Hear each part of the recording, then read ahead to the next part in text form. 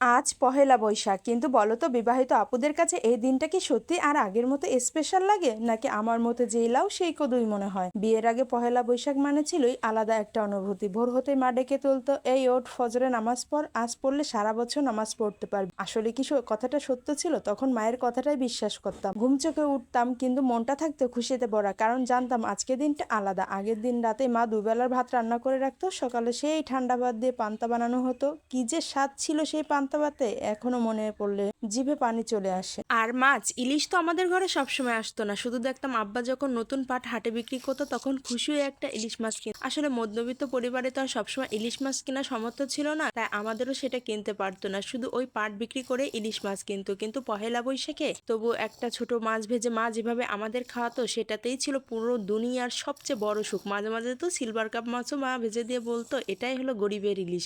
আসলে কি আপনাদের কাছেও কি মনে হয় সিলভার কাপ গরিবের ইলিশ? একটু জানাবেন প্লিজ। আর এখন সবকিছু আছে কিন্তু সেই আনন্দটা কোথায় যেন হারিয়ে গেছে। আজ পহেলা বৈশাখ, কিন্তু রান্না, কাজ, দায়িত্ব সবকিছু মিলিয়ে দিনটা আর আলাদা মনে হয় না। মায়ের সে ডাক নেই, সে পান্তা ভাতের গন্ধ নেই, সে ছোট ছোট সুখগুলোও নেই। এখন মনে হয় সত্যি কি আজ কোনো স্পেশাল দিন, নাকি প্রতিদিনের মতো আর একটা সাধারণ দিন? বিয়ের আগের পহেলা বৈশাখ ছিল অনুভূতি, আর এখন শুধু একটা তারিখ, তার বাহিরে কিছুই মনে হয় না। যখন খুব ছোট ছিলাম বিকালবেলা পহেলা বৈশাখের মেলায় আব্বা আমাদের নিয়ে যেত, আমাকে আর আমার ছোট ভাইকে নিয়ে যেত। আমরা কি কিনবো সেটা বলতো। আমি তো মাটির হাঁড়ি পাতিল কিনতাম, আর আমার ছোট ভাই কিন্তু ঘুড়ি আর গাড়ি। আসলে ঘুড়ি আর গাড়ি ছিল ওর খুব প্রিয় খেলা। তখন তো কাগজের ঘুড়ি ছিল, 2 টাকা দিয়ে কাগজের ঘুড়ি আব্বা কিনে দিত। এমনও হতো যে আসার পথে ঘুড়িটা ছিঁড়ে গেছে, এমনও হতো যে আবারও যায় মেলায় যে ওর জন্য আরো একটা ঘুড়ি কিনে আনা লাগতো। তখন আসলে কাগজের ঘুড়িগুলো পাওয়া যেত মেলায়, আর এতটা রং বেরঙের ছিল ঘুড়িগুলো তা দেখার মতো। এখন তো আর কাগজের ঘুড়িগুলো আসলে খুব কমই পাওয়া যায়। আর মেয়েদের খেলনার মধ্যে কুলা, হাঁড়ি পাতিল, আমারও তার ব্যতিক্রম ছিল না।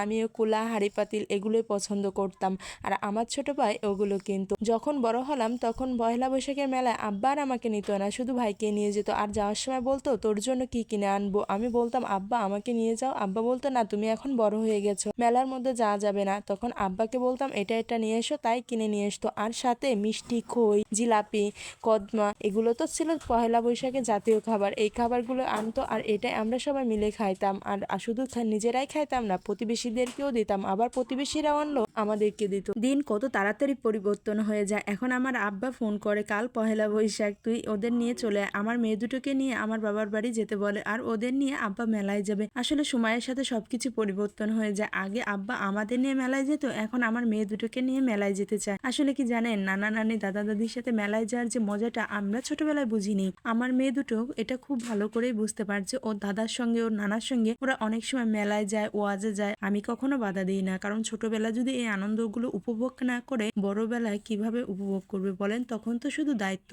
আর শৃঙ্খলার মধ্যে বাধা পড়ে যাবে।